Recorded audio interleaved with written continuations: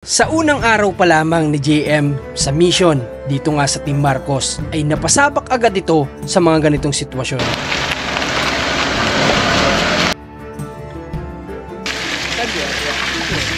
Para matikman ni JM kasi hindi pa daw siya nakakatikim noon, so papatikim natin sa kanya. Anong may re-rate mo?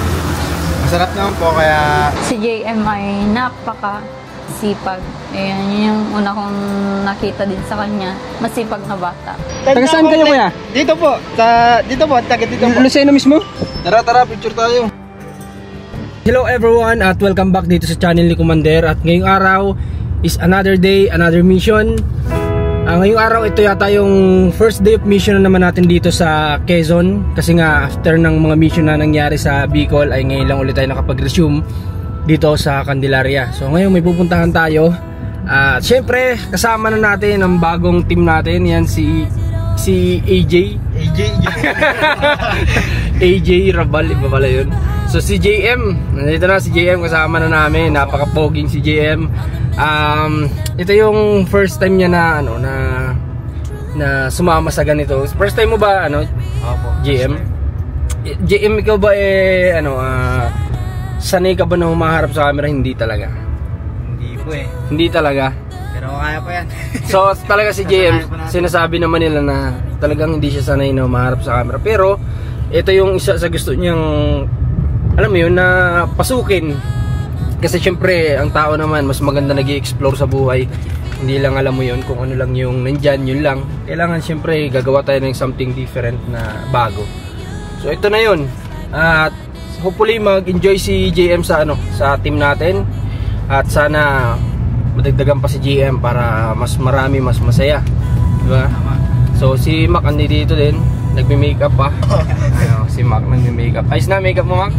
Wala mo po, inalis ko na po dito. Ay, inalis mo, lipstick. Alright, so napakaganda ng panahon ngayon. Hindi kagaya kahapon na talagang puro ulan, pero kagabi umulan pa rin. At kita-kits tayo guys sa susunod na destination. So guys, after an hour, nandito na po kami ngayon sa San Juan, Batangas. Papunta na to ng Rosario. Kaso nga lang, tingnan nyo guys yung panahon. Grabe, sobrang ulan talaga. Hindi ko alam kung makakapag-vlog ba tayo nito ng charity sa channel natin o kasi ito yung sinasabi ko nga na pinakang ayaw ko talaga sa panahon. Kahit naman siguro pabor lang to sa mga nagpapatanim, pero ayun nga, yung ganito kasing panahon ay alam mo yun, ang hirap talaga kumilos na hindi ka makapag-vlog ng maayos kasi maririnig lang is yung ulan, maingay, tapos pangalawa pa dyan, madilim. So talagang hindi ka makakapagbigay ng mas kumbaga maayos-ayos na na video ng capture ng camera natin kasi nga ganito yung sitwasyon. Kaya ayun, sana hindi pa ito yung talagang mismong tag-ulan. Sana may dadating pa rin na mga araw na mainit. No, para nang sa ganun yung mga mission natin magawa pa natin ng maayos kasi ang dami pa nating hindi nagagawa sa mga tinutulungan natin. So sana bigyan pa tayo ng magandang panahon.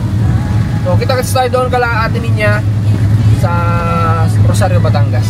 Kapag sineswerte nga naman si JM, umpisa pa lang ng kanyang araw sa mission ay inaabot na kaagad ng ulan. Pero hindi ito hadlang para hindi matuloy ang aming mission. So yun, tapos na po kami mag-vlog sa channel mo na dito. Tapos na kami kala Ate Ninya. Grabe na naman yung nangyari ngayon. Kailan kaya matatapos to? Tapusin mo na, Mac. Dapat magpulis ka. Iyo po. Walang din. Walang fans. Kasi kailangan ng taong bayan ng pulis. Dami yan mga marami na ba? Oo. Okay, so saan tayo pupunta? Ano ba oras na? Ha? Anong oras na ba? 11:53 pa lang pala, Alas 12 pa lang, grabe. Iba talagang kahit pa paano maaga-aga, di ba? Kung para minsan kapag lumalabas tayo ng nanganin na sa oras, wala na, parang wala na tayo halos nagagawa. Pero yung gantong maaga-aga tayo maalis, maganda talaga. Anong oras tayo umalis kanina, JM? 7 po ata eh. Mga around 7 to 8, mga ganun pa, maaga-aga. Anong oras ka gumising kanina, JM? 5:30. Sabi ko kasi sa kanila kagabi, alis tayo bukas ay mga 7, around 7. So si JM gumising 5:30 at anong ginawa mo pagising mo? Sa ano, syempre naglinis-linis ganun po. Kaya pala sabi ko parang may gising na sa baba nung nag-alarm yung cellphone ko. Pero ayun nga, sabi ko kay Mac, may panaginip kasi ako. Tinulog ko ulit. So, si Mac yung pumutol ng panaginip ko kasi ginising niya ako. Dito sila tatay, ano. Sila tatay Tonyo. Kaya yan, palabas na. Papunta ko kami dito. Sa kabila. Yan. Oo. Sige. Sige. Thank you, ingat. Sige. Okay. Tay, bili mo lahat ng gamit na sa listahan ha. Oo. Ingat. Okay. So, pinapabili natin lahat ng gamit na kailangan kasi nagbigay tayong pera. So, baka ipang-inom na naman lang ni tatay. Tapos may gina lahat ng gamit ng bata ay mabili. Okay. So, siguro manananghalian muna kami. At kita-kits tayo kung saan man yung pwede nating makainan ngayong araw. Ano ba gusto nyo kainin? Kababa dito kung ano pong kakainin ko sabi. Aba! Ba yun ah? Okay, sige. Hanap tayo ng pwede makainan. At sobrang excited din kami ni Mac na ipatikim ka JM kung ano yung madalas namin na kinakain. Dahil nga nabanggit ni JM na first time niyang titikim ng pagkain na ito. So, guys, we're here. Kain ulit tayo dito sa paborito nating Arabic foods para matikman ni JM kasi hindi pa daw siya nakakatikim nun, so papatikim natin sa kanya. So alam ko nagluto sila commander sa bahay ng tanghalian pero siguro mamayang gabi na lang namin titikman yan. Kapag dito yung rota namin sa Santa Rosa. Rosario, Batangas. Punta tayo sa Santa Rosa. Laguna. So dito kami tumitigil kapag gusto naming kumain, tanghalian, ganyan. Kasi nga, sa totoo lang di ba nakwento ko sa'yo na galing kaming Middle East. So, naging paborito din namin yung mga Arabic foods. Kaya may mga restaurant kami kinakainan pero medyo malayo. Tapos, medyo mahal. Pero dito, mura lang. Pero, ewan ko, sa panlasa mo. Pagaling ka magluto, guys. Ano ito? Pangarap niya maging HRM. So, makapag-aral ng HRM. Pangarap niya yun. Kaya, titingnan natin kung anong i-judge ni JM sa unang tikim ng Arabic food. Unang tikim, tama? First time. Sa unang tikim, malalaman natin kung anong panlasa para sa isang taong mahilig magluto. Siyempre, lahat ng niluluto mo, yung Filipino foods, diba? Okay. Adobo, marunong ka. Adobong sitang luluto ka. So, matitikman natin lahat ng luto ni JM sa bahay. Soon. Okay, so, mamaya antay lang natin yung pagkain at tingnan natin yung ratings niya. Lord Ama, marami pong salamat sa lahat ng biyaya na ito na ipinagkaloob nyo sa amin ngayong araw dito sa aming munting hapagkainan. Nawa Panginoon, ito ay inyong basbasan upang nang sa ganon kung saan man kami mapadpad ngayong araw, ito ay nawa ay magsilbi naming kalakasan. So JM, it's time to rate. Anong may re-rate mo? Masarap naman po kaya Masarap. rate ko po siya 10 over 10? Apo, 10. Ano yung sinabi mo kanina parang kalasa niya? Chicken curry po. Tama. Galing talagang nalaman ko talaga na may alam talaga sa pagluluto to si JM kasi nga talaga namang may curry powder talaga ang biryani. 'Di ba? Alam 'yan ng mga mahilig din sa mga Arabic foods na ang manok nito ginagamitan talaga ng curry powder. Kaya alam niya. Kaya sabi niya kalasa ng chicken curry. Kahawig yung lasa, 'di ba? Pero meron lang something na alam mo 'yun na may konti pa ring different pero halos kahawig. Okay, so 10 over 10, di ba? So pag napanood doon nila nanay, lalo na yung nagluluto dito, matutuwa yun, syempre, di ba? Na sinabi mong 10 over 10, di ba? Ikaw, Mac, busog? 10 over 10. Ha? Busog. Kay Mac daw, 12 over 10. Sarap ng hangay kakaluwa. Ha? Nilahat mo ba yung sili? Oo. Nilahat niya yung sili. Ako din, nilahat ko eh. Medyo maanghang ngayon, Para mas maanghang yung sili ngayon. Pero masarap. Tapos paparisan mo siya ng ganito. Kalamansi juice, di ba?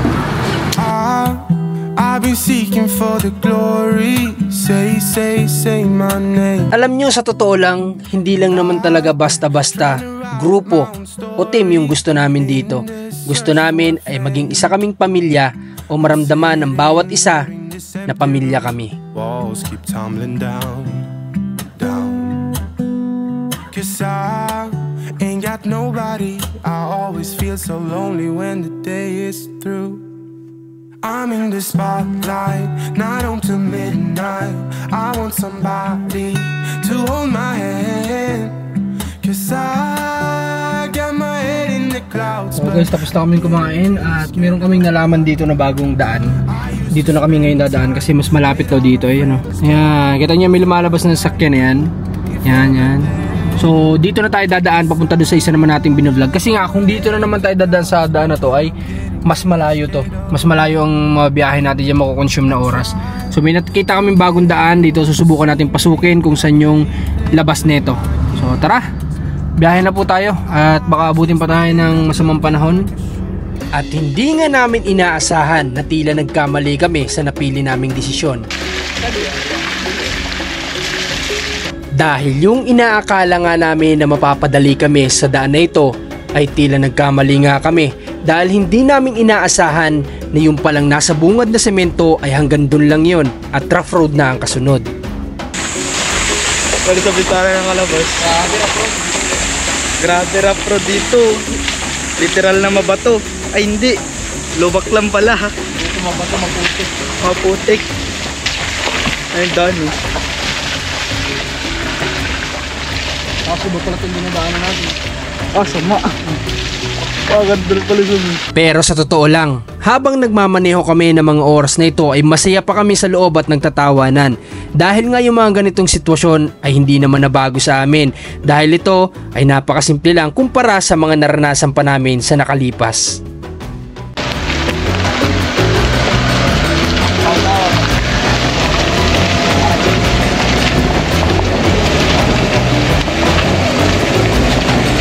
Tila nararamdaman nga namin pare-parehas na parang malayo din pala yung biniyahe namin. Na parang sa tansya ko ay halos ganoon din kung doon kami dumaan sa pinakang highway.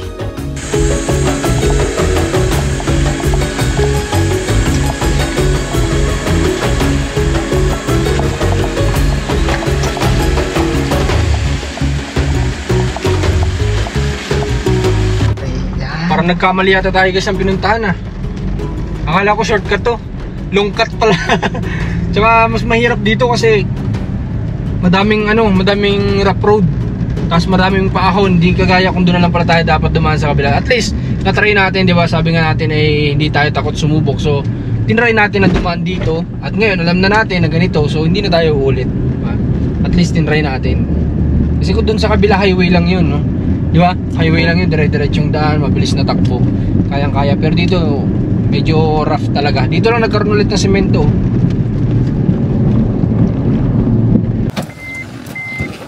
Oh guys, dito naman tayo ngayon sa pangalawang location na pupuntahan natin ngayong araw. At umulan. Mabuti na lang mga oras na to wala nang ulan kaya ito maganda-ganda na yung panahon. Busog pa ba kayo? Busog nyo? Mamaya na tayo mag-play. Okay lang. Mag-set mamaya na? Ngayon na? Okay lang pa kahit busog. Ngayon na? Okay. Sige. Wala tayong ibang gagawin sa interview natin. Puro dighay lang. Alright. Dito na tayo. Naka-video ka. Sige. Subukan mo kumagat. Naka-vlog ka oh. Sige. Si John Robert daw. Si John Robert. John Robert guys eh. Sa tinutulungan natin. John Robert. Motor. Yan. At habang papauwi na nga sana kami, inabot na naman kami ng napakatinding traffic na talagang umabot pa sa gabi. At eto nga mga kasamahan ko, talagang tulog na ng mga oras na ito dahil siguro napagod din sa mission namin ngayong araw. Hanggang sa Sabi ko. So guys, ayan o, pinaalala sa atin. Taga saan kayo kuya? Dito po, taga dito po. Lucena mismo? Hindi po, dito po. Ay, San Juan. Lucena na ba ito? Napalayo na tayo. Layo na. Tara, picture tayo. Marcos, pa-picture naman. Tara. Oh, followers po kami. Lang Ay nako, idol po kayo ng aking mother. Salamat. Kilala ko po dito na yun, di makulangan. Oh, yun dito. Opo, kaklasik po yung isa doon, yung bunso niya. Andito na kami ngayon sa bahay at tingnan nyo naman yung mga kasama natin walang kapaguran sa buhay. So gumagawa na naman sila ng kulungan ng aso. Nag-order kasi ako ng dalawa. So kailangan pa asimbolin. At yung dalawa na nag-assemble pagkarating-rating pa lang. Yung sasakyan nga nakabukas po. Ito na agad yung binabanatan na gumagawa agad ng pwedeng pagkaabalahan. Mamaya bilangin natin yung mga bato na yan sa labas. Marcus, What? how are you? I'm good. Ha? I'm good. Good? Yes. Okay. Ano sabi ni Mami? Paano?